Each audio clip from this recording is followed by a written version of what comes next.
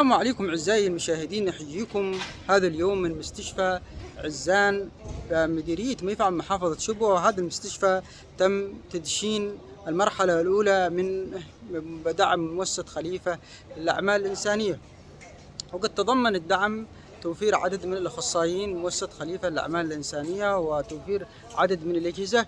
ومعنا الأخ طه باعوضة الناشط الثقافي مديرية ميفعل يحدثنا عن هذا التطور الحاصل في مستشفى عزان وتوفير الخدمات. اهلا محمد، اهلا يا مرحبا.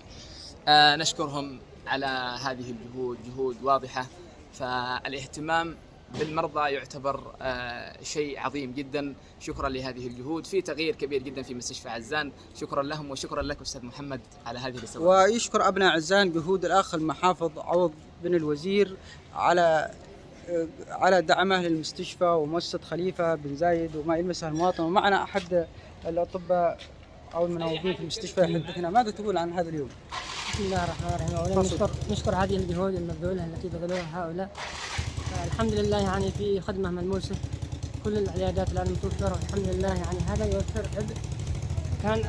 كان المواطنين يذهبون إلى المكلم من أجل العيادات، والآن الحمد لله كل العيادات متوفرة في مستشفى عزان، كل الأقسام الحمد لله. الحمد لله. فأن الشكر على هذه الجهود كل الأقسام متوفرة في مستشفى عزان. حسب ما تشاهدون المواطن يعبر عن ارتياحه على تطور الخدمات الصحية، وكل ما كانت الخدمات الصحية أقرب للمواطنين فأن المواطنين يعبرون عن إشادتهم ويرتقي بأحد الجنود المجهولين في المستشفى. ماذا تقول هذا اليوم؟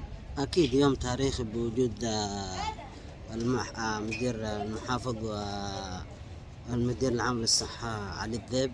نشكره على هذا الحضور الجميل بمستشفى ويشكر الجميع والجميع مشكور، وكلما الخدمات كانت أقرب للمواطن كان المواطن يعبر عن شكره. فشكرا لكم جميعا وعلى ما تقدم من خدمات للمواطنين، واتمنى أن تعم الخدمات كل مستشفيات محافظة شبوة. فلنا الآن تم تدشين 4 مستشفيات وسوف يلحقها 12 مستشفى من مؤسسة خليفة بن زايد. فشكرا لهم وشكرا لكل الجهود اللي بذلها مكتب الصحة والسلطة المحلية. فشكرا لكم أعزائي المشاهدين.